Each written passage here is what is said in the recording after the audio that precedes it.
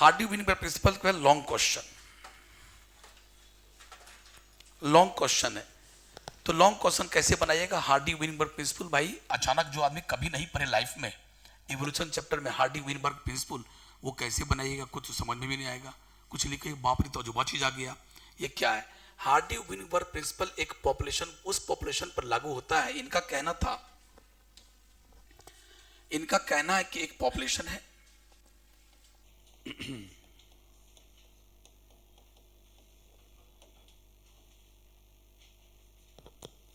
इनका कहना है कि एक पॉपुलेशन है और उस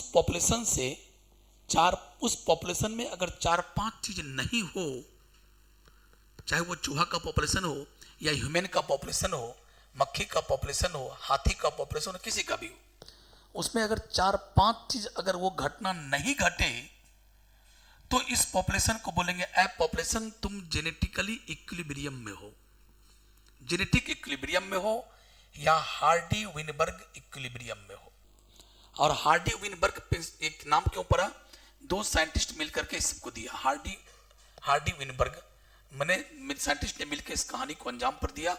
उसने कहा कि अगर किसी पॉपुलेशन में ये 4 चीज नहीं होती है, 4 से 5 चीज, तो समझ लो वो हार्डी विनबर्ग इक्विलिब्रियम में। मतलब कि अगर हम 10 साल पहले हमने पूछा ए पॉपुलेशन तेरे अंदर डोमिनेंट एलील, जैसा कि जब हम आपको 5वां चैप्टर पढ़ा रहे थे तो 5वां चैप्टर में पढ़ाए थे एक जीन के डिफरेंट फॉर्म को एलील कहते हैं। एक ही जीन के डिफरेंट फॉर्म को एलील कहते हैं। जैसे मान लो मैंने बोला हाइट वाला जीन, तो हाइट वाला जीन का 2 फॉर्म था, एक कैपिटल टी और एक स्मॉल टी, ये था डोमिनेंट एलील और ये क्या था? Recessive allele. कुछ याद आया कि नहीं आया? तो जैसे रिसेसिव ट्रेट होते हैं, रिसेसिव ट्रेट, डोमिनेंट ट्रेट। अगर मैंने बोला कि हाइट ऑफ प्लांट, तो हाइट ऑफ प्लांट का 2 ट्रेट था, एक था टॉल, एक था ड्वार्फ। तो हाइट हो गया कैरेक्टर का नाम और हर कैरेक्टर का 2 रूप था, उसको ट्रेट कहते हैं। तो टॉल था डोमिनेंट ट्रेट और ड्वार्फ था recessive trait. Like that her gene के 2 रूप होते हैं, डिफरेंट फॉर्म होता है। एक फॉर्म को बोलते हैं एलील, डोमिनेंट एलील, और एक को बोलते हैं रिसेसिव एलील। यानी जीन के 2 फॉर्म है, और एक को बोलते हैं डोमिनेंट एलील और एक को बोलते हैं रिसेसिव एलील। हर जीन का 2-2 रूप होता है। अब वो अलग बात है कि मैंने कभी आपको ये भी पढ़ाया था मल्टीपल एलिलिज्म किसे कहते हैं। कभी कभी किसी जीन के 2 से अधिक एलील हो जाते हैं तो उस घटना को बोलते हैं मल्टीपल एलिलिज्म। क्या बोलते हैं? वो अलग चीज है। बट देखा गया जनरली किसी भी पॉपुलेशन में हर जीन के 2-2 रूप हैं, एक डोमिनेंट एलील और एक रिसेसिव एलील, एक डोमिनेंट और एक रिसेसिव। अब चलिए तो प्यारे, तो किसी भी पॉपुलेशन में डोमिनेंट और रिसेसिव एलील का फ्रीक्वेंसी, डोमिनेंट और रिसेसिव एलील की फ्रीक्वेंसी एकदम कांस्टेंट रहेगा पीढ़ी दर पीढ़ी, साल दर साल। 2024 के दिसंबर में गए थे इस पॉपुलेशन के पास और मैंने इस पॉपुलेशन का, क्या कर रहे हो, प्रारंभ करो सुनना। जब मैं किसी पॉपुलेशन के पास गया था दिसंबर 2024 में, मैंने पूछा ए पॉपुलेशन तेरा डोमिनेंट एलील की फ्रीक्वेंसी क्या है? इसने कहा सरकार 0.6 है। मैंने पूछा तेरा रिसेसिव एलील का क्या फ्रीक्वेंसी है? सरकार 0.4 है। और जब मैं दिसंबर 2025 में गया तो कहा ए पॉपुलेशन तेरे में डोमिनेंट एलील की फ्रीक्वेंसी कितनी है? सरकार 0.6। और रिसेसिव एलील का फ्रीक्वेंसी कितना है? सरकार 0.4। फिर मैं 2 साल के बाद गया, फिर मैं पूछा ए पॉपुलेशन तेरे पॉपुलेशन में डोमिनेंट एलील की फ्रीक्वेंसी कितनी है? सरकार 0.6। रिसेसिव एलील की फ्रीक्वेंसी कितनी है? सरकार 0.4। मैं बोला वाह बहुत बढ़िया, मैं 3-4 साल से लगातार से आ रहा हूं और मैं देख रहा हूं कि आप में एलील की फ्रीक्वेंसी तो चेंज ही नहीं हो रहा है, ये तो कांस्टेंट है, यूनिफॉर्म है। मैंने बोला ए पॉपुलेशन सुनो, तुम जेनेटिकली इक्विलिब्रियम में हो, और चूंकि हम लोग का नाम हार्डी विनबर्ग है तो मैं आज से कह देता हूं कि तुम हार्डी विनबर्ग प्रिंसिपल तुम पर लागू हो रहा है। हार्डी विनबर्ग प्रिंसिपल उस पर लागू होता है जिस पॉपुलेशन का जनरेशन टू जनरेशन कभी भी एलील की फ्रीक्वेंसी चेंज नहीं होता है। अगर एलील की फ्रीक्वेंसी साल दर साल जनरेशन टू जनरेशन अगर कांस्टेंट रहे तो कह देना कि हार्डी-विनबर्ग इक्विलिब्रियम या जेनेटिक इक्विलिब्रियम है वो। अब चलो आप इसका थोड़ा सा डेफिनेशन पढ़ लेते हैं, जो कि एग्जाम में लिखना होगा। अगर ये क्वेश्चन आ जाए तो कैसे लिखोगे? दिस प्रिंसिपल स्टेट्स दैट, ये प्रिंसिपल कहता है कि, स्टेट्स माने कहता है कि allelic frequency in a population are stable. Stable का हिंदी स्थिर होता है, जो है वही रहेगा। एंड रिमेन्स कांस्टेंट, स्टेबल होता है एंड रिमेन्स कांस्टेंट, और ये रिमेन्स माने रहता है बिना चेंज हुए, कांस्टेंट एक समान रहेगा from generation to generation, that is, और उसी को बोलते हैं, इसका मतलब जिस पॉपुलेशन का एलील की फ्रीक्वेंसी कांस्टेंट रहेगा, समझो उस पॉपुलेशन का जीन पूल भी कांस्टेंट रहेगा। जीन पूल का मतलब क्या हुआ? Total number of genes and their alleles. देखो एक पॉपुलेशन है, उस पॉपुलेशन में मान लो 10,000 आदमी रहता है, ये इंसान का पॉपुलेशन है। 10,000 इंसान के अंदर कितने टोटल जीन्स और कितने एलील है? जैसे मान लो एक इंसान के अंदर 3,000 एलील है, 3,000 एलील है तो, और सब में 3-3 हजार है, तो बताओ 3,000 से गुना कर दो, 3,000 गुना 10,000, तो जितना एलील आया उसी एलील को हम लोग क्या कहते हैं? जीन पूल, जीन का पोखर। जीन का पोखर एक इंसान में नहीं हो सकता, किसी पॉपुलेशन का होगा, बहुत जीन होना चाहिए ना। जीन का पुल, जीन का पोखर, तो जीन पुल किसे कहते हैं? Sum total of all the genes and their allele. Gene और उनके एलील के सम टोटल को, योगफल को क्या कहते हैं? लेकिन जीन पुल किसका होता है? पॉपुलेशन का। जीन पुल किसका होता है? तो क्या बोलोगे? It is the sum total of all the genes and their alleles of a population. सुना सब आदमी? किसी भी पॉपुलेशन के सारे जीन और उनके सारे एलील के योगफल को क्या कहते हैं? जीन पूल कहते हैं, जीन फोकर कहते हैं। और किसी भी पॉपुलेशन का gene pool generation to generation, आज गए तो भी, 3 साल के बाद गए तो भी ये चेंज रहा, अगर अनचेंज्ड है यानी कांस्टेंट है, तो समझ लो कि उस पर हार्डी-विनबर्ग प्रिंसिपल लागू होता है और तुम कहोगे ए पॉपुलेशन तुम जेनेटिक इक्विलिब्रियम में हो। फिर से पढ़ो, फिर से एक बार पढ़ते हैं। दिस प्रिंसिपल स्टेट्स दैट, ये प्रिंसिपल कहता है कि allelic frequency in a population are stable and remains constant from generation to generation, that is, अर्थात इसको आप ऐसे कह सकते हो, दैट इज माने अर्थात, दूसरे शब्दों में कह सकते हो कि जीन पुल इज कांस्टेंट। और जीन पुल क्या है? तो लिख दिया ब्रैकेट में, total number of genes and their alleles in a population. किसी पॉपुलेशन में जितना जीन और उसके एलील है टोटल को क्या बोलते हैं? जीन पुल। और दिस इज कॉल्ड, इसी को कहते हैं जेनेटिक इक्विलिब्रियम या हार्डी-विनबर्ग इक्विलिब्रियम। इसी घटना को कहते हैं हार्डी-विनबर्ग इक्विलिब्रियम या जेनेटिक इक्विलिब्रियम। क्यों? सबको समझ में आ गया? अगला अब कहता है कि जेनेटिक इक्विलिब्रियम, किसी भी पॉपुलेशन के जेनेटिक इक्विलिब्रियम में या उसके हार्डी-विनबर्ग इक्विलिब्रियम में कब चेंज आएगा? कब चेंज आएगा? जल्दी बैठ जाइए।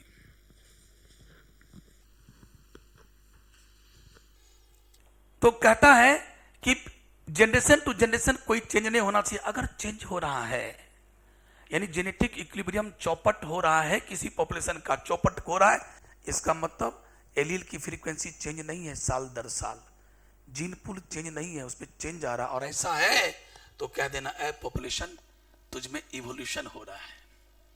किसी भी पॉपुलेशन में इवोल्यूशन तब होगा, किसी भी पॉपुलेशन में इवोल्यूशन तब होगा जब उस पॉपुलेशन का जीन फ्रीक्वेंसी साल दर साल चेंज होते जाता है, जीन पूल चेंज हो रहा है।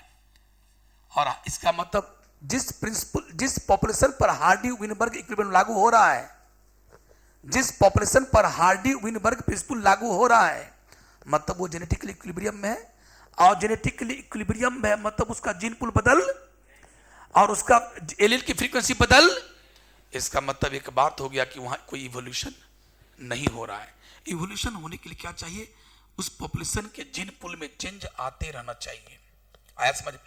तो वही एक लाइन लिख दिया। अगर डिस्टरबेंस हो रहा है जेनेटिक इक्विलिब्रियम में तो कह देना डिस्टरबेंस हो रहा है, अच्छा सेम नहीं है, बदल रहा है, कांस्टेंट नहीं है, गड़बड़ है मामला। अब इस पॉपुलेशन में इवोल्यूशन हो रहा है, हो ना हो एक दिन ये लंगूर मनुष्य में बदल जाएगा, क्योंकि धीरे धीरे जीन बदल रहा है ना। तो ऐसे ही लंगूर से इंसान कैसे बना? ऐसे ही बना, एकाएक इतना म्यूटेशन हुआ, इतना म्यूटेशन हुआ, लंगूर में इतना म्यूटेशन हुआ, लंगूर के जीन में इतने म्यूटेशन हुए कि उसका जीनोटाइप ही बदल गया, और जीनोटाइप बदलता है, आप लोग को 5वां चैप्टर में सिखाए थे, जीनोटाइप बदल गया तो फिनोटाइप बदल गया। जीनोटाइप का मतलब क्या, इसको कहते हैं, मान लो जीनोटाइप ऐसा है, कैपिटल टी, तो फिनोटाइप क्या होगा, टॉल। इसको कहते हैं जीनोटाइप, कैपिटल टी की जोड़ी बनी, ऐसा जीनोटाइप होगा तो फिनोटाइप टॉल।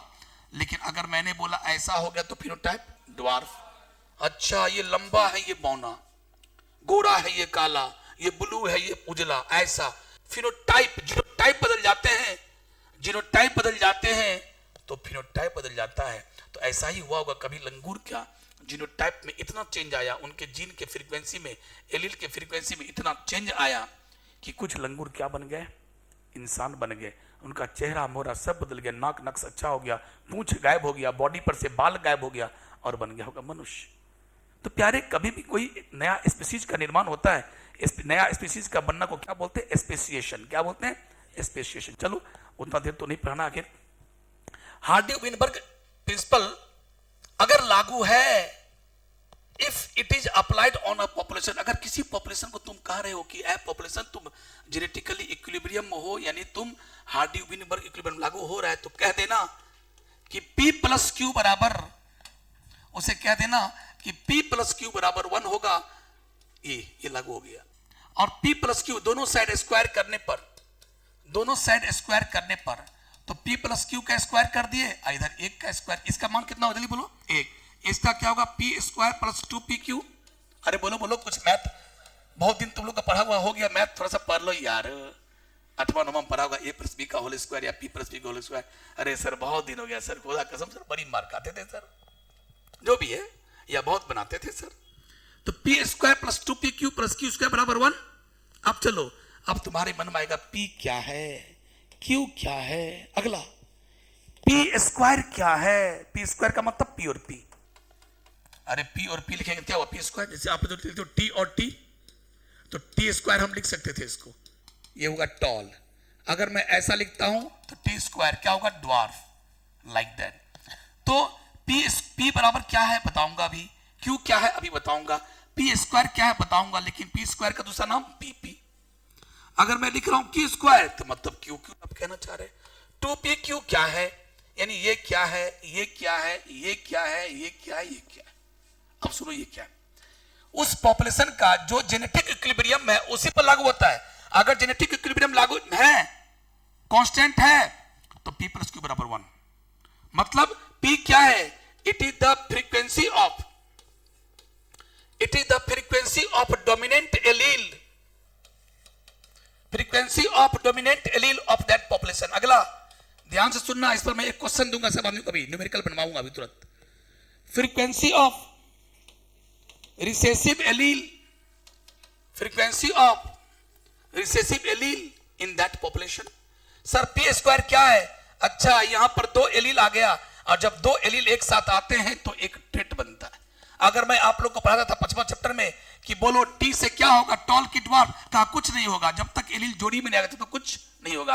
अब मैं बोला, अब बोलो बेटे क्या होगा, बोला हाँ अब जोड़ी आया, क्या होगा, टॉल। अब बोलो बेटा, हाँ जोड़ी आया, अब होगा टॉल। अब क्या होगा, हाँ सर जोड़ी आया, क्या होगा, ड्वार्फ। अब क्या होगा सर, राउंड। अब क्या होगा, राउंड। अब क्या होगा, रिंकल्ड, लाइक दैट। जब तक एलील जोड़ी में नहीं आता तब तक आप कुछ नहीं कह सकते हैं। तो अगर अब P² आ गया मतलब P और P, Q² मतलब Q और Q, तो अगर P और P आ गया और P है क्या, तो dominant allele.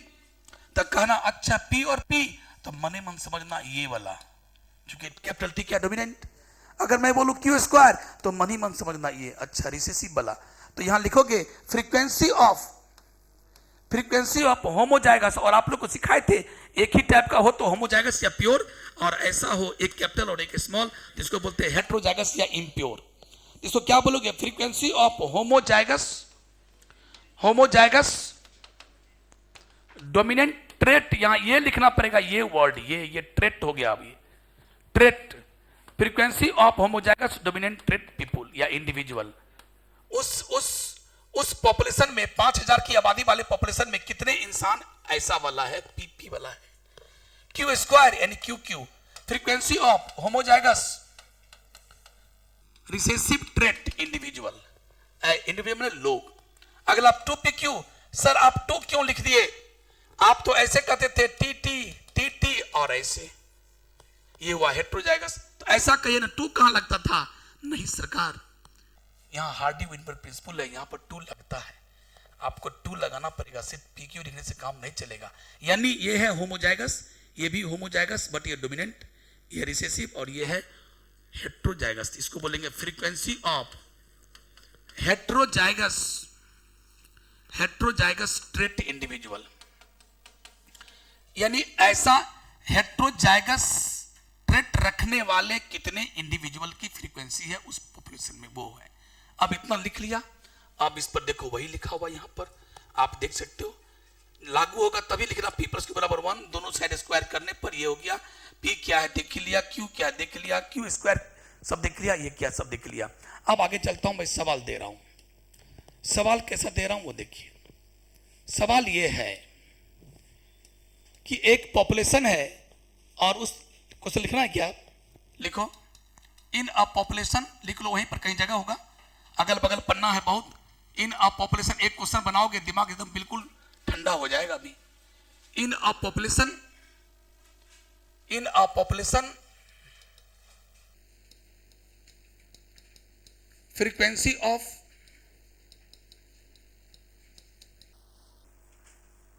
Frequency of dominant allele is 0.6। Then find, प्राप्त करें question number A, question number B, question number C, question number D.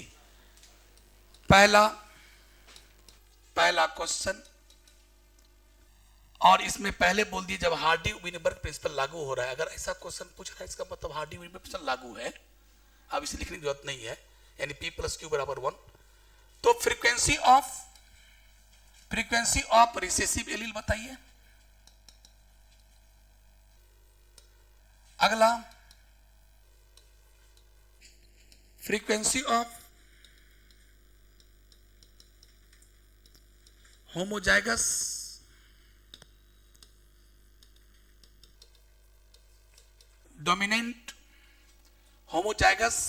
Dominant trait individual.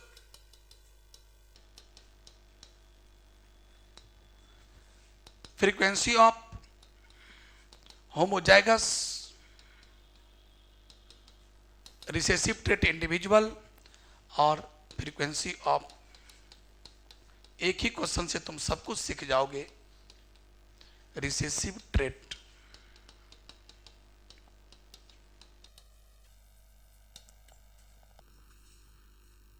Question कहां से बनाइए, क्वेश्चन सभी आदमी लिखिए जो लाइफ में फिर काम आएगा। फिर क्वेश्चन तो कहां से मिलेगा, कहां से लाओगे क्वेश्चन रहेगा तो तुम फिर समझ जाओगे सब कुछ को। हार्डी-विनबर्ग प्रिंसिपल पर मैं एक न्यूमेरिकल आपसे बनवा रहा हूं, जल्दी करो। इन अ पॉपुलेशन, ऑफ कोर्स ये कैसा पॉपुलेशन है जहां पर जेनेटिक इक्विलिब्रियम में, वो बोलना जरूरी नहीं था, मैं आपको बोल दिया। इन अ पॉपुलेशन जो कि जेनेटिक इक्विलिब्रियम में है, जिस पर हार्डी-विनबर्ग प्रिंसिपल लागू होता है, उसमें फ्रीक्वेंसी ऑफ डोमिनेंट एलील कितना है, 0.6। तो बताइए, इतने 4 क्वेश्चन का जवाब बताइए।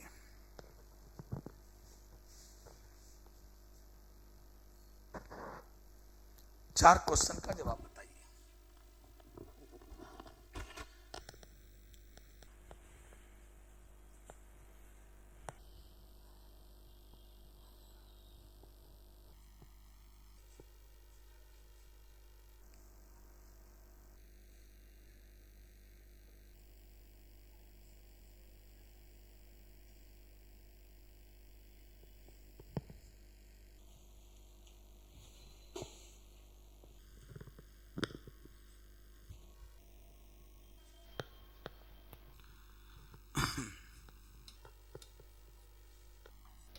लिख लिया?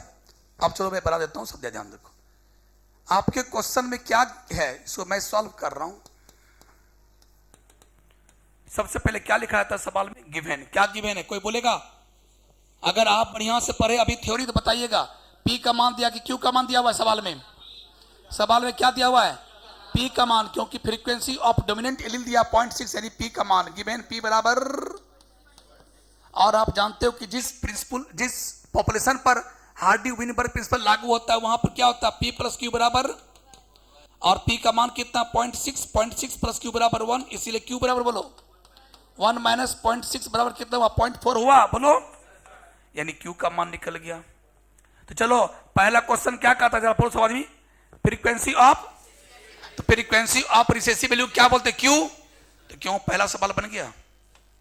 अरे पहला सवाल आंसर आ गया, क्यू का मान पूछ रहा है। अरे सर ये तो बड़ा आसान था सर जी, P प्लस क्यू बराबर 1, P का मान 0.6 तो Q का मान 0.4। अरे सर क्या आसान था, Q मतलब फ्रीक्वेंसी ऑफ, ये पहला क्वेश्चन बन गया।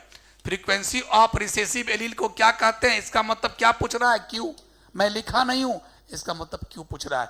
इसको बोलो मैं लिखा नहीं हूं मतलब क्या पूछ रहा है P स्क्वायर, मैं लिखा नहीं हूं क्या पूछ रहा है Q स्क्वायर, और यहां पे क्या पूछ रहा है 2PQ। अब तो सब सवाल बन गया। चलो B बनाओ, B अच्छा होमोजाइगस डोमिनेंट ट्रेट इंडिविजुअल का संख्या पूछ रहा है, यानी आप P स्क्वायर पूछ रहे हैं, तो P का मान कितना जल्दी बोलो, अरे 0.6 का स्क्वायर कर दो तो 36 होता है, ये हो गया आंसर। चलिए C बोलो, Q स्क्वायर का मान पूछ रहा है, अरे 0.4 का स्क्वायर कर दो, 4 चौक 16 हुआ और इतने हो गए। जल्दी बोलो D क्या पूछ रहा है, 2PQ पूछ रहा है, तो 2 इंटू, ये सब इंटू है, इंटू 2 इंटू 0.6 इंटू 0.4, 6 चौका 24 दूनी 48.48। सवाल बन गया, सवाल बन गया। So this is all about the Hardy Weinberg principle. जल्दी बनाओ, बस P का मान दिया हुआ है, Q का मान निकाल दिया, उसके बाद तो भाई पूछ रहा है क्या, P स्क्वायर का मान निकालिए, Q स्क्वायर का मान निकालिए, 2PQ का मान निकालिए, तो फटाफट निकल गया। क्यों था ना आसान। तो ये है हार्डी-विनबर्ग प्रिंसिपल, और क्वेश्चन बनाने से क्या होता है वो चीज क्लियर हो जाता है। Hardy Weinberg principal.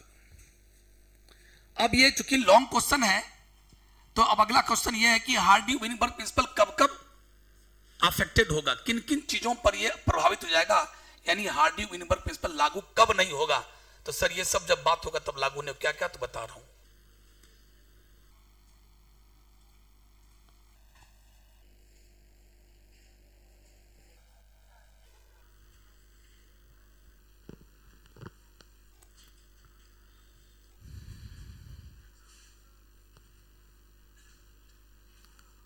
अभी तक आप लोग बना ही रहे हो, इतना सवाल इतना देर लगाओगे तो कैसे काम चलेगा।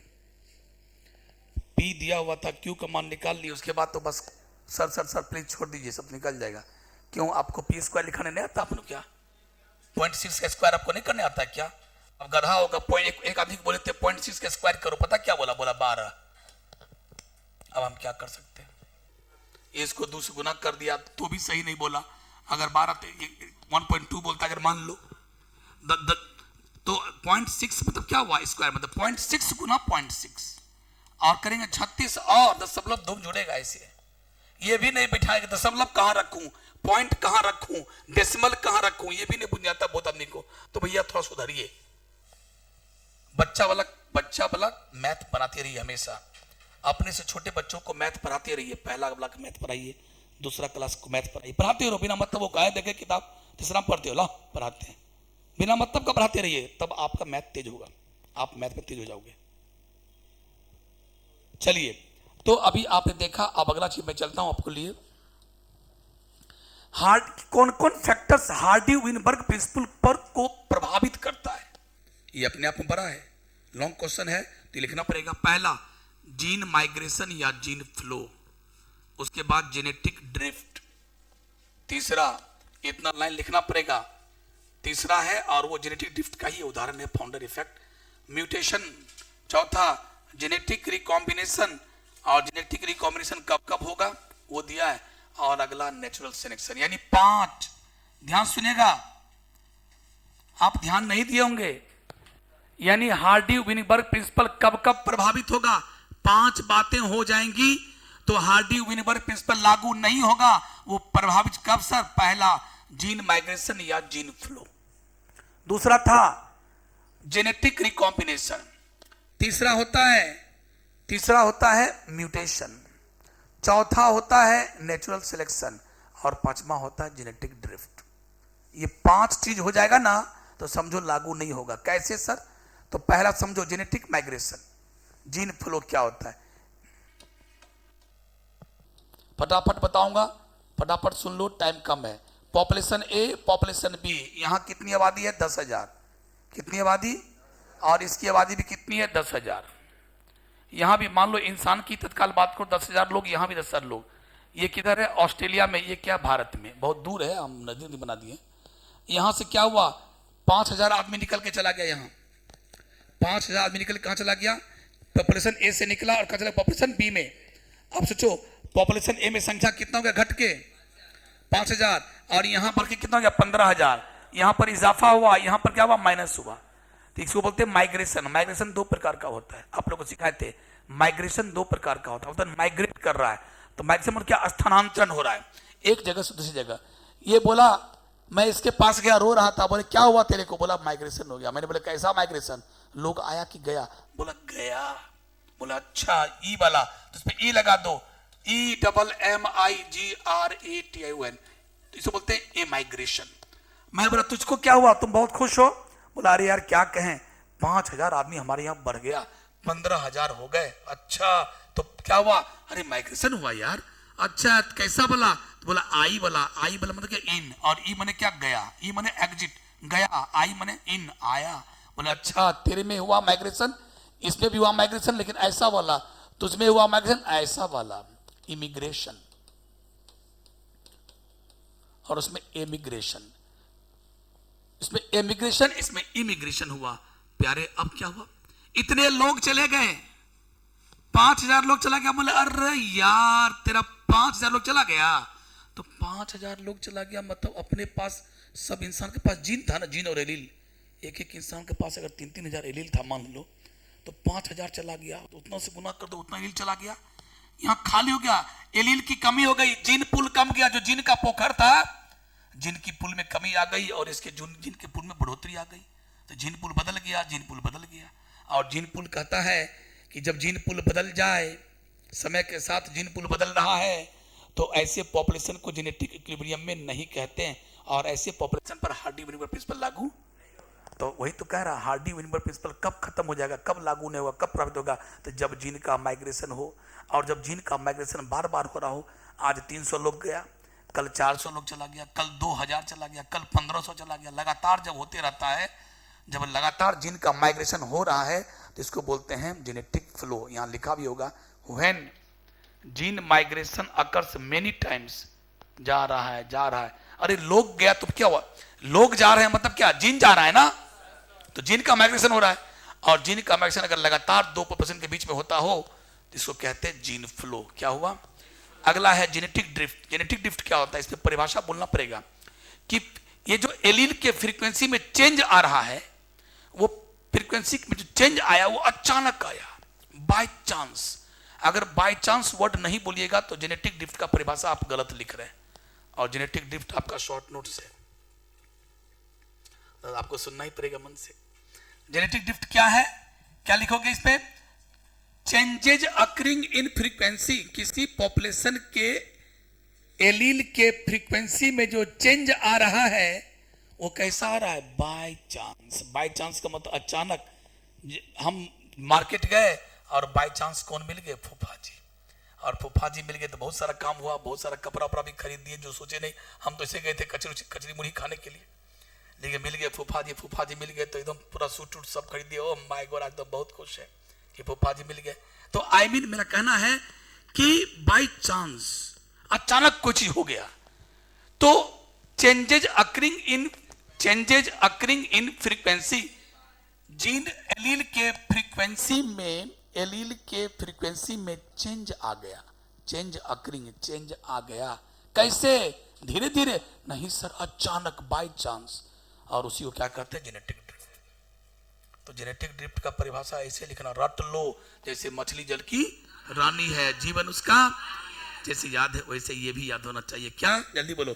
Changes occurring in frequency of allele या जीन, जो भी allele in any population by chance is called genetic drift. अगला, it is drastic changes occurring in allele frequency when the population size becomes very small.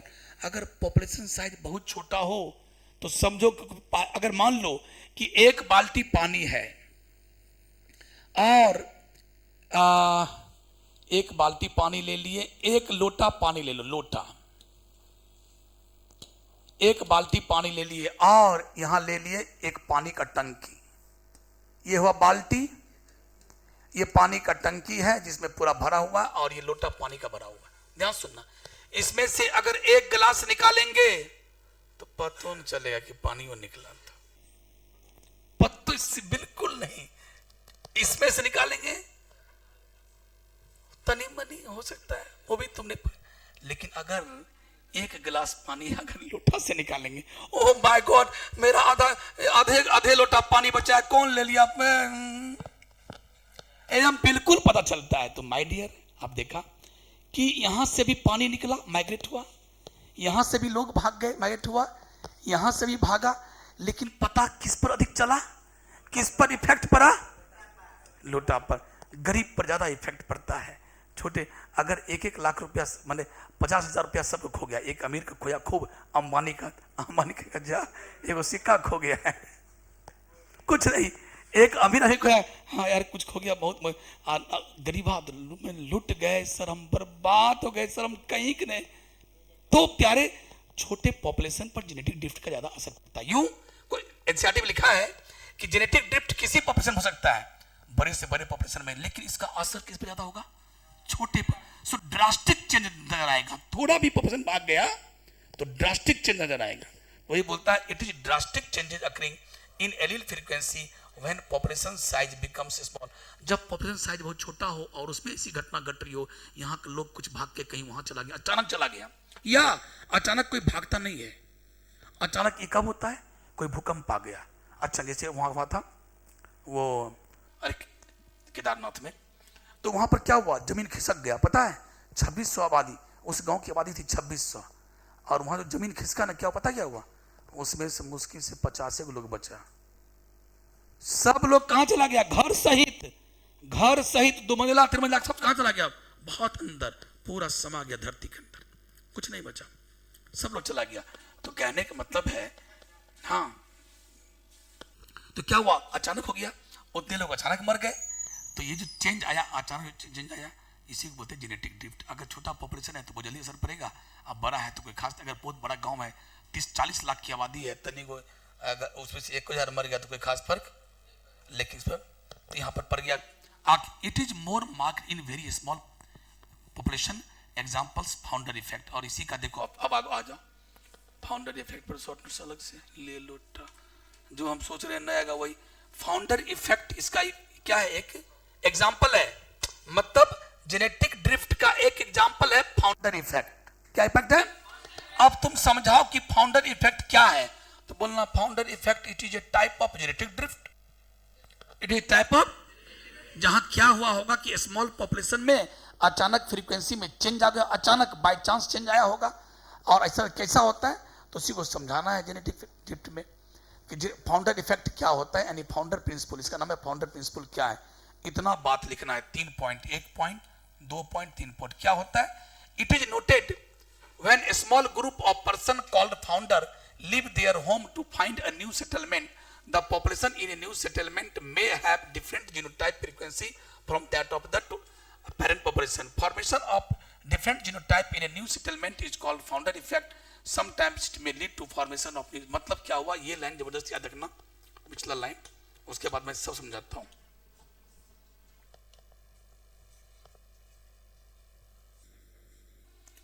Formation of different genotype in new settlement is called, अच्छा से याद करना। अब हुआ क्या?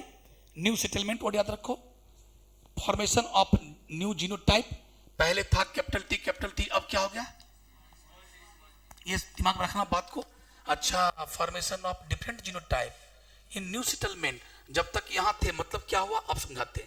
एक population था और ये यहां से कुछ लोग 50-60 लोग निकल गए, और 50 लोग कहा कि चलो अंडमान निकोबार, और आज कहां? दरभंगा में था, और इस छोटी सी आबादी से 50 लोग निकल गए और घर छोड़ दिया।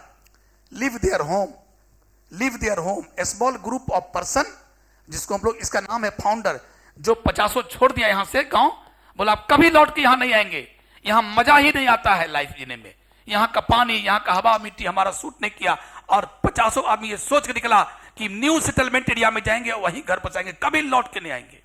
अपना आदत, विचार, नेचर सब चेंज कर लेंगे, उसके अनुसार से ढल जाएंगे, कभी लौट के नहीं आएंगे। और घर छोड़ दिया और कहां पहुंच गया? एक न्यू सेटलमेंट में। और ये गांव का लोग कभी सोचा भी नहीं कि ऐसा होने वाला है। ये अचानक हुआ, 50 लोग अचानक मन बनाया और अचानक निकल गया। तो जो निकला वो क्या हुआ? फाउंडर। अब कहां चला गया? यहां आ गया न्यू सेटलमेंट में, न्यू सेटलमेंट एरिया में गया और रहने लगा। जैसे रहने लगा क्या हुआ? इसके ये यहां के अनुसार ढल गया।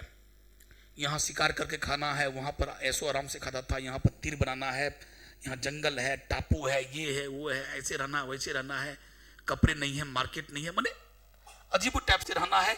और यहाँ पर वो चेंज हो गया, इन्वायरमेंट का असर पड़ा, जीन बदल दिया। करते करते करते करते कहता है अचानक एक दिन ऐसा हुआ, सबका जीनोटाइप चेंज हो गया। बीच में कुछ लोग आया तो पहले पहचाना था, अरे प्रमोदवा चाहिए रे। अंडमान निकोबार चला आया तो पहला बार आया तो पहचान लिए कुछ दिन के बाद। उसके बाद बहुत दिनों के बाद जाओगे तो कुछ नहीं पहचानो, क्या वो इंसान लंगूर बन गया। लंगूर क्या बन गया? इंसान बन गया। आई मीन जो यहां से भाग के यहां गया था, उसके जीनोटाइप में इतना चेंज आ गया, उसके जीनोटाइप में इतना चेंज आ गया कि एक नया स्पीसीज बन गया। ये नया स्पीसीज बन गया यहां पर। तब जब कोई जाएगा कि अरे यार अब प्रमोदवा नहीं बुझा रहा है, सब कोई दूसरा चीज बन गया। तो मेरे आप इसके जीनोटाइप इतना चेंज हो गया। कहने का मतलब है कि अब सोचो, ये जो यहां से 50 आदमी आया, आज एक नया पॉपुलेशन बनाने के लिए रिस्पॉन्सिबल कौन था? आज इस न्यू सेटलमेंट में एक नया स्पीसीज कौन बनाया? उसके लिए कौन रिस्पॉन्सिबल? वही 50 आदमी। जिस 50 आदमी के जीनोटाइप में चेंज आया, और जीनोटाइप में चेंज आया तो फिनोटाइप बदल गया, चेहरा रंग रूप बदल गया। तो कहता अरे यार ये तो अलग स्पीसीज। कोई ने पहचान रहा कि दरभंगा से जो 50 भाग कर गया था वही है। कोई ने पहचान, भाई इसको तो पूंछ हो गया रे, बॉडी पर बाल हो गया रे, इसका मुंह ऐसा हो गया रे, तो अजीब टाइप का हो गया रे, ये तो अलग स्पीसीज बन गया। यही है फाउंडर इफेक्ट। ये जो इफेक्ट पड़ा, ये जो अब पढ़ो यहाँ पर, कुछ लोग जो गया न्यू सेटलमेंट में, formation of different genotype, formation of different genotype in new settlement. इस एरिया में जो लोग भाग के आया था उसके जीनोटाइप में चेंज आया, इसी घटना को क्या कहते हैं? फाउंडर इफेक्ट या फाउंडर प्रिंसिपल कहते हैं। और समटाइम्स कभी कभी तो ऐसा होता है, पहले चेंज आया थोड़ा सा तो सकल सूरत चेंज हुआ, तैयो पचरे प्रमोदवा लगे चाहिए। लेकिन कभी कभी तो ऐसा होता है कि एक नया स्पीसीज का निर्माण हो जाता है। इतना जीनोटाइप चेंज हुआ, इतना जीनोटाइप हुआ कि बिल्कुल ही चेंज हो गया फिनोटाइप, और प्रमोदवा नहीं रहा, कोई और बन गया, जंगली आदमी बन गया। तो माय डियर, इसको बोलते हैं कि नया स्पीसीज का बनना मतलब स्पेसिएशन। उसी के लिए वर्ड है स्पेसिएशन, मतलब तो ये हुआ। अब तो बहुत समझ में आएगा। कैसे लिखोगे फाउंडर इफेक्ट पर? इट इज नोटेड, या पहला लाइन लिखना, it is the example of genetic drift. Genetic drift का एग्जाम्पल है। जेनेटिक ड्रिफ्ट क्या था कि अचानक किसी पॉपुलेशन के फ्रीक्वेंसी में चेंज आता है बाय चांस। कोई नहीं सोचा था कि 50 लोग भाग जाएगा, तो उस पर क्या मिलेगा? It is an example of genetic drift, पहला लाइन। अब सेकेंड ये, थर्ड ये, फोर्थ ये। सर इट इज नोटेड, ये देखा जाता है कब? जब a small group of person called founder, जिसको फाउंडर कहते हैं, लिव, घर को, अपने घर को छोड़ दिया, एंड फाइंड, और पाया एक नया settlement, comma population in a new settlement. जो पॉपुलेशन गया न्यू सेटलमेंट में, मे हैव डिफरेंट जीनोटाइप, उसका डिफरेंट जीनोटाइप की फ्रीक्वेंसी आ सकती है from that of parent population. मतलब इसको बोलते हैं पेरेंट पॉपुलेशन, जहां से भागा। अब इससे और इसमें कुछ दिनों के बाद मैं देख रहा हूं कि जीनोटाइप में चेंज आ सकता है, और ये जो चेंज आता है, formation of new genotype in new settlement, is called founder effect या फाउंडर प्रिंसिपल। और कभी कभी ये इतना तगड़ा होता है जीनोटाइप में चेंज कि स्पेसिएशन हो जाता है, मतलब न्यू स्पीसीज का निर्माण होता है। सो this is all about the founder effect. साथियों, अगला क्या? म्यूटेशन, जीन में चेंज आना है।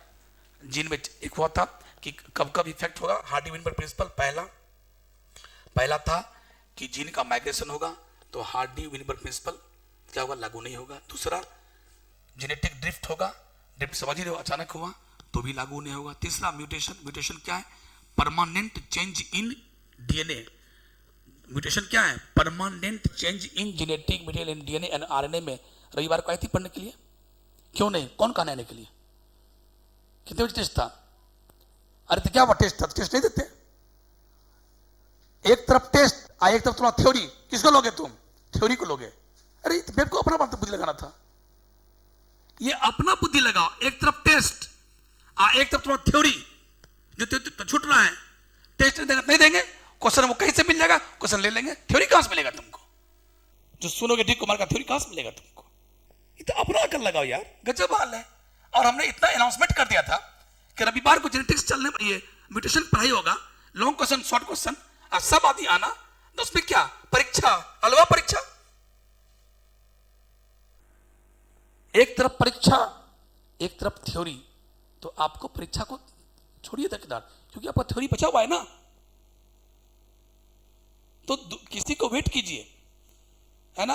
अब हम लोग भी क्या होता है, जब हम लोग मरीज हमारे पास आता है क्लिनिक पर, दो बातें होती है कि दवाई देंगे तो बड़ी साइड इफेक्ट है, इस दवाई देंगे तो बीमारी ठीक हो, लेकिन साइड इफेक्ट हो जाएगा। तब कहीं क्या करें, अब मरीज आ गया, मरीज मर रहा है, मरीज का हालत खराब है, तो क्या करते हैं, अरे दवाई काहे नहीं दे रहे, दवाई दीजिए डॉक्टर साहब। अरे क्या कहें, इस दवाई का इतना साइड इफेक्ट, बुरा इफेक्ट है, क्या कहें। कहा छोड़िए ना, बुरा इफेक्ट होगा तो होगा, कम से कम बचा जान बच जाएगा, दर्द से मर रहा है। कहा ठीक कहे। तो हम लोग देखते क्या है कि दवाई देने से एक तरफ जान बचेगा, एक साइड इफेक्ट भी होगा। तो साइड इफेक्ट से ज्यादा उस पर नहीं सोचना है, सोचना हमको जान बचाना है। हो रहा है दोनों गड़बड़ी, एक गड़बड़ी से ज्यादा अच्छा क्या, जान बचाना। तो इसीलिए हम लोग तौलते हैं दोनों बात को, कौन ज्यादा अच्छा होगा, तो तौला करो कि अच्छा कौन होगा। अरे आज तो मेरा म्यूटेशन छूट जाएगा, परीक्षा में किसी से क्वेश्चन ले लेंगे, अगलो परीक्षा दे देंगे, क्वेश्चन ले लेंगे, लेकिन म्यूटेशन कहीं मिलने वाला नहीं है। तो आपको तो तोलना था, है ना। चलिए कोई बात नहीं है, सीखिए, जिंदगी में कुछ बात सीखा कीजिए।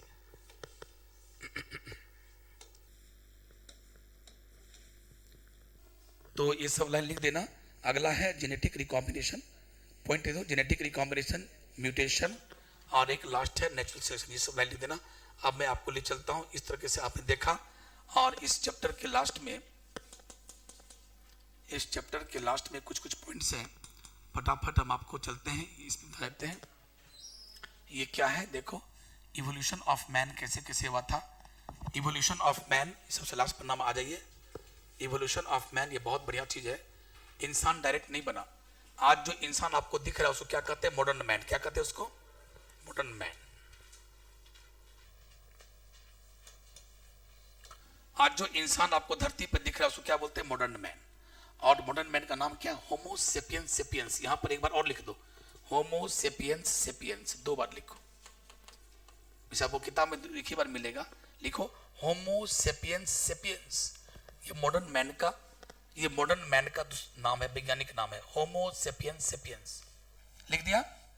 अब देखिए, अभी जो हम लोग अभी हैं, जितने आदमी हम लोग क्या है, होमो सेपियंस सेपियंस, हम लोग मॉडर्न मैन है। इससे पहले इंसान कैसा था, तो उसका नाम था होमो सेपियंस निएंडरथैलेंसिस। होमो सेपियंस निएंडरथैलेंसिस, या उसका दूसरा नाम था निएंडरथल मैन। क्या नाम था, निएंडरथल मैन। इससे पहले इंसान जो आया था धरती पर, उस इंसान का जो प्रारूप था उसका नाम था होमो इरेक्टस या जावा मैन। होमो इरेक्टस या जावा मैन। इससे जो पहले आया था उसका नाम था होमो हैबिलिस, और इससे पहले था ऑस्ट्रेलोपिथेकस। ये कष्ट नहीं है, ठीक काट दो, ठीक से लिख, ऑस्ट्रेलोपिथेकस। क्या नाम है, और उससे जो पहले आया उसका नाम था रामापिथिकस, और जो सबसे पहले आया था उसका नाम है ड्रायोपिथिकस। और जो सबसे पहला प्रारूप यही से शुरुआत हुआ, ये लंगूर की तरह था, ये लंगूर की तरह था, ड्रायोपिथिकस। तो अब आपको याद करना पड़ेगा, पहले मानव कैसा था, एकदम लंगूर की तरह। उसके बाद थोड़ा सुधार हुआ, तो पहला वाला नाम था ड्रायोपिथिकस, उसमें थोड़ा और सीधा हुआ, थोड़ा और मुंह कान अच्छा हुआ, तो बन गया रामापिथिकस। जब लोग रामापिथिकस को देखा तो कहा, अरे यार ये लंगूर से कम मिल रहा है, इंसान से ज्यादा मिल रहा है। इसीलिए क्वेश्चन बन गया उनसे। ये क्वेश्चन आया हुआ 12वीं के बोर्ड में, ये क्वेश्चन आया हुआ नीट में कि Ramapithecus is more ape like कि मोर मैन लाइक। तो मोर यानी इसका हिंदी हुआ ज्यादा इंसान की तरह दिखता है और लंगूर से कम दिखता है, जबकि लंगूरे से बना है। पहले था ड्रायोपिथिकस लंगूर जैसा, उसमें थोड़ा उसके जीनोटाइप में सुधार हुआ, क्योंकि जीनोटाइप में सुधार होता है तो फिनोटाइप बदल जाता है। तो मुंह पहले मुंह बढ़िया। अब रामापिथिकस में थोड़ा सुधार हुआ, तब और अच्छा चेहरा हो गया, और ऐसे हो गया तो बन गया ऑस्ट्रेलोपिथेकस, और अच्छा हुआ और सीधा हो गया तो बन गया होमो इरेक्टस। ये एकदम पूरा इरेक्ट मतलब क्या, ज्यादा, सॉरी होमो हैबिलिस, तब आया होमो इरेक्टस, तब आया करते करते। तो ये आपको नाम याद करना पड़ेगा जल्दी। पहले हम लोग क्या थे? ड्रायोपिथिकस। क्या थे बेटे? उसके बाद क्या बने? रामापिथिकस। उसके बाद क्या बने? ऑस्ट्रेलोपिथेकस। उसके बाद क्या बन गया? Homo habilis. उसके बाद क्या बने? होमो इरेक्टस या जावा मैन। उसके बाद क्या बने? होमो सेपियंस निएंडरथैलेंसिस या शॉर्ट नाम निएंडरथल मैन। और लास्ट में क्या बने? Modern man. और मॉडर्न मैन का नाम है होमो सेपियंस सेपियंस। तो फिर से बोलिए, ड्रायोपिथी। देखो शुरुआती के 3 नाम में है, पिथिकस, पिथिकस, पिथिकस, ड्रायोपिथिकस, रामापिथिकस, ऑस्ट्रेलोपिथिकस। उसके बाद है होमो हैबिलिस, होमो इरेक्टस। 2 नाम होमो पर है, होमो हैबिलिस, होमो इरेक्टस, इरेक्ट माने खड़ा होना। उसके बाद है होमो सेपियंस निएंडरथैलेंसिस या निएंडरथल।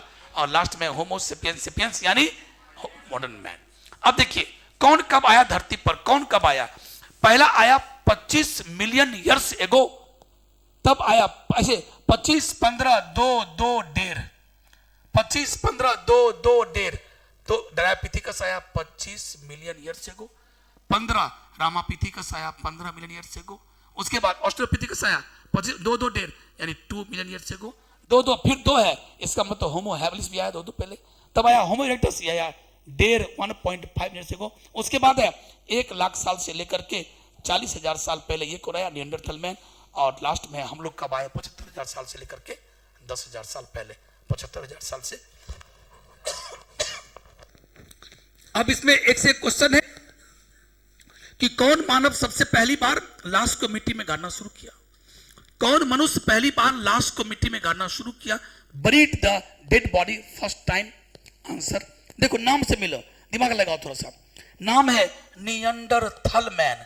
देखो निएंडरथल, अंडर बने नीचे, थल बने जमीन, निएंडरथल।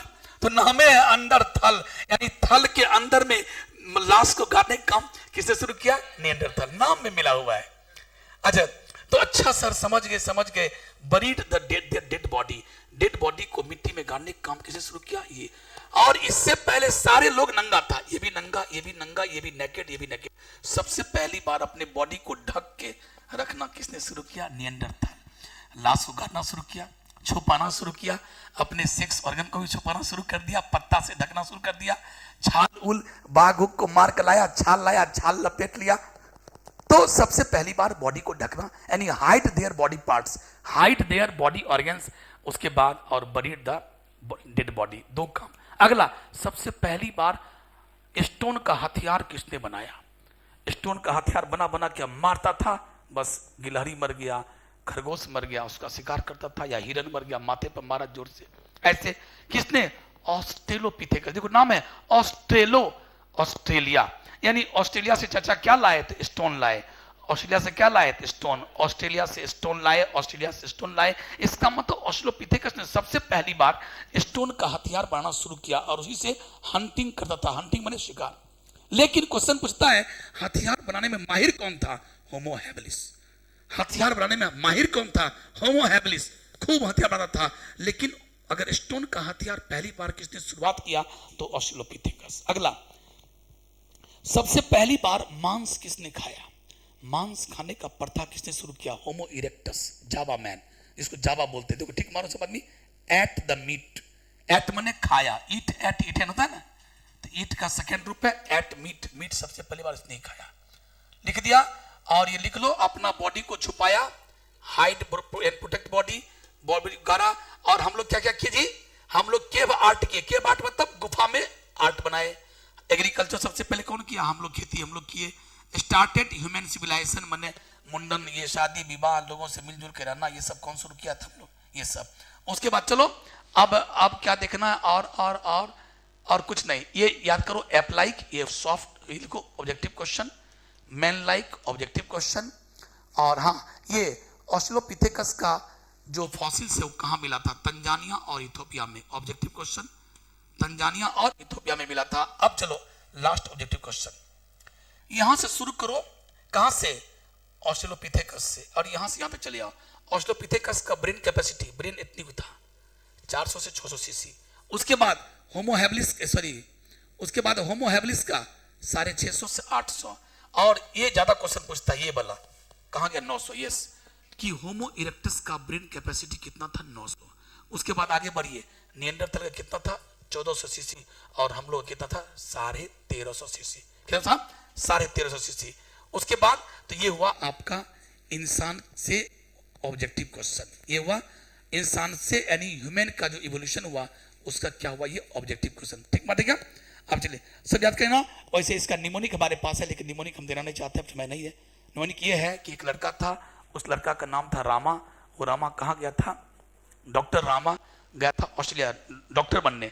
तो डॉक्टर रामा ऑस्ट्रेलिया से जब होम आया, जब लौट रहा था 7 साल के बाद डॉक्टर बन के, तो अपने मन में क्या क्या लेकर आया, हॉबी लेकर के, कि मैं घर जाऊंगा, बहुत सारा हॉबी लेकर आया।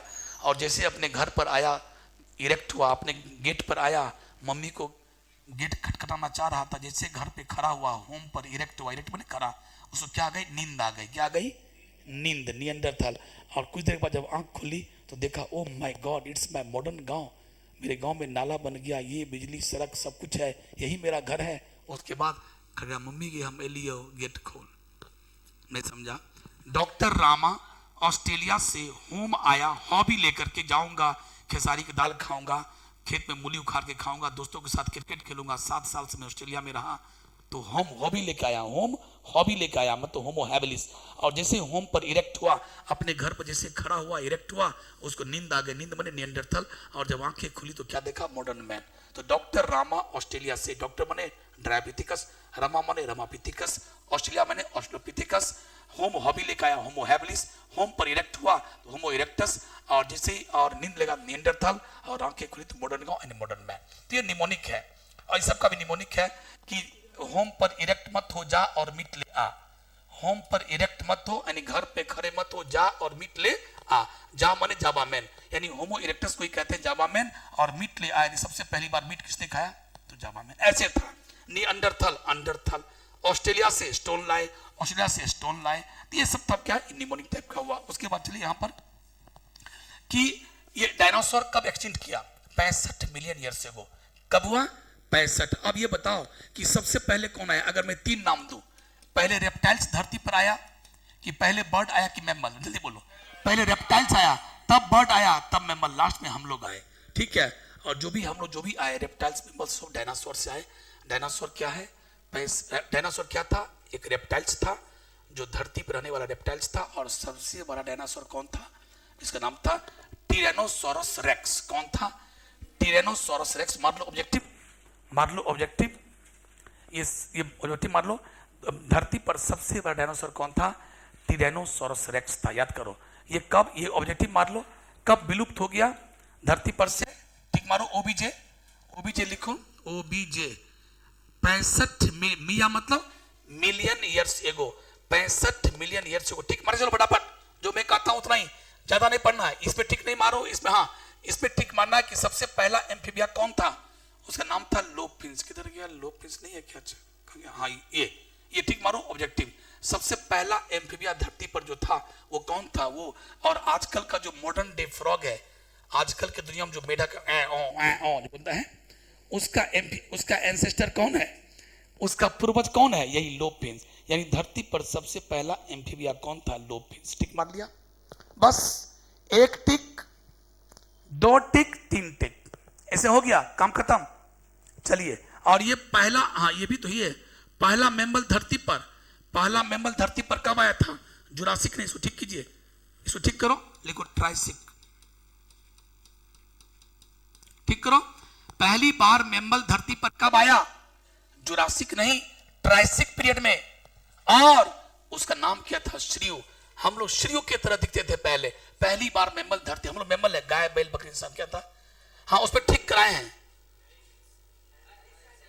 क्या बात करते हो, और तुम लोग की कॉपी में ठीक होगा, उस पर ठीक करा दिए हैं, उस पर ठीक, यहां नहीं ठीक होगा, वहां ठीक कराए हुए हैं, तुम्हारे नोट्स पे ठीक होगा, है ना, वहां ट्राइसिक हम लिखवाए थे। ठीक है, तो चलिए अब आगे चलता हूं अगला पेज में। ये क्या है, सबसे पहली बार धरती पर आप लोग 5 प्रकार के प्लांट का नाम सुने, 11 पर आए थे। पहले एल्गी आया, तब आया ब्रायोफाइटा, तब आया टेडोफाइटा, तब आया जिम्नोस्पर्म, और लास्ट एंजियो। देखो जिसपे फूल खिल जाए उसे एंजियोस्पर्म। अब चलो एंजियोस्पर्म में क्वेश्चन है, एंजियोस्पर्म को दो भागों में बांटा गया, डाइकॉट प्लांट और मोनोकॉट। जितना भी दलहन है, चना, मूंग, मसूर, सबका छिलका फाड़ो, दो दो पीला पीला मिलेगा। तो जहां दो दो पीला पीला मिल रहा है, दोनों डाइकॉट है, और धान गेहूं मक्का क्या मोनोकॉट है। तो धरती पर पहले डाइकॉट आया कि पहले मोनोकॉट आया? डाइकॉट। तो पहले डाइकॉट तब मोनोकॉट, ये सब क्या फ्लावरिंग। उससे पहले कौन आया? देखो यहां से यहां तक देखो, ये 1 2 3 4, ये जिम्नोस्पर्म है। उसके बाद देखो 1 2 3, ये देख रहे हो, ये तीनों क्या? टेडोफाइटा। ये क्या? ब्रायोफाइटा। लेकिन सबसे पहले सबका बाप कौन है? सबका बाप है क्लोरोफाइसी। और क्लोरोफाइसी का मतलब क्या होता है? Green algae. लिखो यहाँ पर, और ग्रीन एल्गी। यानी सबसे पहले धरती पर कौन आया? एल्गी। और एल्गी में कौन? तो green algae, brown algae, red algae. तो सबसे पहले धरती पर कौन आया? Green algae. सबका बाप वही है, सबका एंसेस्टर वही है प्लांट का। उसके बाद देखते हो यहां देखो, यहां से देखो, तब आया ब्रायोफाइटा, तब आया, ऐसे पूरी कहानी गई। तो इस पे क्वेश्चन क्या जानना है? इस पे नीट में क्वेश्चन क्या आएगा या 12वीं में, कि इस पांचों प्लांट में algae, bryophyta, pteridophyta, gymno, angio कितनी बार हटवाए हैं? जल्दी बोलो तो। पहले एल्गी, तब ब्रायोफाइटा, तब जिम्नोस्पर्म, अंतिम एंजियोस्पर्म। अरे यार, नाम खत्म कर दिया, मेरा नाम मिट्टी मिला दिया। हमको लगा सबको आता होगा, कौन कहां से कैसे पढ़ लिया। पहले एल्गी धरती पर आया, एल्गी पानी में रहता था। उसके बाद कौन आया? ब्रायोफाइटा। तब पहले ए आया, तब आया बी। पहले ए आया एल्गी, तब आया बी ब्रायोफाइटा, तब आया टेडोफाइटा, तब जिम्नोस्पर्म, तब एंजियोस्पर्म। सबसे अंतिम एंजियो आया, एंजियोस्पर्म। और एंजियोस्पर्म तो कितनी बार तुम लोग को बोल रहे हैं, एंजियोस्पर्म का नाम है फ्लावरिंग प्लांट्स। एंजियोस्पर्म दूसरा नाम जिसमें फूल खिल जाए, धान, गेहूं, मक्का, गुलर, बांस, बबूल, सब क्या, सब क्या है? सब एंजियोस्पर्म है। तो प्यारे ऐसे करके आया। तो याद रखो कि इस तीनों को, यहां देखो, एंजियो को, जिम्नो को और टेरिडो को कहते हैं वेस्कुलर प्लांट। क्या कहते हैं? तो सबसे पहला वेस्कुलर प्लांट धरती पर कौन आया? Answer pteridophyta. ये तीनों है वेस्कुलर प्लांट, और ब्रायोफाइटा और ये एल्गी। पहले ए आया, तब बी आया, तब टेरिडोफाइटा, तब जिम्नो। और ये वेस्कुलर प्लांट नहीं है, क्योंकि इसके पास जाइलम और फ्लोएम, जाइलम और फ्लोएम इसके पास है, इसको बोलते हैं।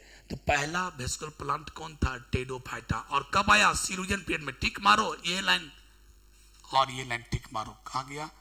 फर्स्ट लिखा हुआ नहीं है। अच्छा, धरती, यही लाइन टिक मारो। अच्छा, पहले धरती पर प्लांट आया कि एनिमल? धरती पर पहले प्लांट के एनिमल? बस ये टिक मार लो, काम खत्म। 2 ऑब्जेक्टिव मारो, 2 ऑब्जेक्टिव मारो। पहले धरती पर प्लांट आया, तब एनिमल आया, और उसके बाद उसके पीछे जाना। और ये कब आया? सिलूरियन पीरियड में। सबसे पहला वेस्कुलर प्लांट धरती पर, यानी टेरिडोफाइटा।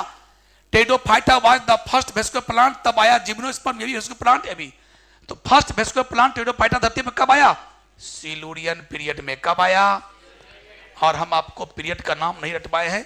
और इसको कैसे याद करोगे? बेबी को क्या पसंद है? बेस। अरे बेबी को बेस पसंद है, गाना सुना है? बेबी को बेस पसंद है, और शीलू को भेष पसंद है। शीलू को भेष पसंद है, यानी कभी बाल ऐसे कर लेती है, कॉलेज जाती है तो कभी लिपस्टिक यहां तक लगा लेती है, कभी कुछ, यानी भेष बदलना उसका क्या हॉबी है। शीलू नाम की लड़की को क्या पसंद है? भेष। क्योंकि बेबी को क्या पसंद है? बेस। तो शीलू मैंने क्या हुआ? सिलूरियन, और भेष मने हुआ वेस्कुलर प्लांट। यानी वेस्कुलर प्लांट, पहला वेस्कुलर प्लांट किस पीरियड में आया था? तो सिलूरियन में।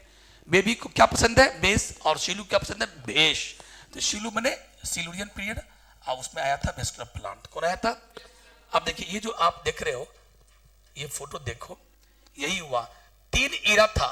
ईरा तो बहुत था, लेकिन उस शुरू में ही आपको पढ़ा देते ईरा कितना था अकॉर्डिंग टू एनसीईआरटी। पैलियोजोइक पहले आया, तब मेसोजोइक, तब सिनोजोइक। आज हम किस ईरा में जी रहे हैं? ये सब खत्म हो गया, खत्म। आज हम सिनोजोइक ईरा में। और हर ईरा में क्या होता है? पीरियड्स। अब देखो, इस एरिया में कितने पीरियड? पहले सिलूरियन, तब डेवोनियम, तब कार्बोनिफेरस, तब पर्मियन। अब चलो, इसमें मेसोजोइक में 3 आया, ट्राइसिक, तब जुरासिक, तब क्रिटेशियस। और सिनोजोइक में 2, टर्शियरी और क्वाटरनरी। अभी हम लोग किस पीरियड में है? ये किसका नाम लिखे हैं? ये पीरियड का नाम है। ये किसका नाम है? ईरा का। ये किसका नाम है? ईरा। ईरा का हिंदी युग, और ये क्या है? पीरियड। चलो, तो पैलियोजोइक, मेसोजोइक, सिनोजोइक। पी से पैलियोजोइक, पी से पहले, एम से मेसो, एम से मिडिल। और अभी हम नया सीन में जी रहे हैं, सीन माने सिनोजोइक। चलो, पैलोजोइक में कितना 1 2 3 4 4 ही नहीं है 6 था लेकिन 2 नहीं लिखा यहाँ पर इतने। उसके बाद मेसो में 3 ही है। देखो डायनासोर कब छा गया था, पहली बार डायनासोर धरती पर कब आया, पहला मैमल और पहला डायनासोर कब आया था ट्रायसिक में, और जुरासिक पीरियड में छा गया। इसीलिए फिल्म बना था जुरासिक पार्क। जुरासिक पार्क क्यों फिल्म बना, उसमें डायनासोर की कहानी, डायनासोर कब छा गया था जुरासिक पीरियड में, और डायनासोर कब मर गया, सारा डायनासोर कब विलुप्त हो गया क्रिटेशियस में। देखो बड़ा अजीब कहानी है, ट्रायसिक में जन्म लिया, जुरासिक में छा गया और क्रिटेशियस में एक्सटिंक्ट कर गया। कैसे उल्का गिरा एक्सटिंक्ट कर गया। आज हम लोग किस पीरियड में, क्वाटरनरी में। हम किस इरा में हैं, सीरोजोइक में, और किस पीरियड में, क्वाटरनरी में। तो यही सब था, थोड़ा इसी फिल्म सब याद रखिएगा। और ये सब हो गया, टिक मार रहा हूं, ऑब्जेक्टिव टिक मार रहा हूं, नेचुरल सिलेक्शन कितना।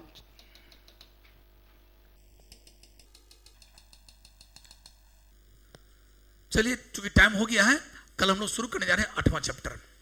कल शुरू करने जा रहे हैं 8वां chapter, human health and diseases. कल शुरू करेंगे ह्यूमन हेल्थ एंड डिजीज।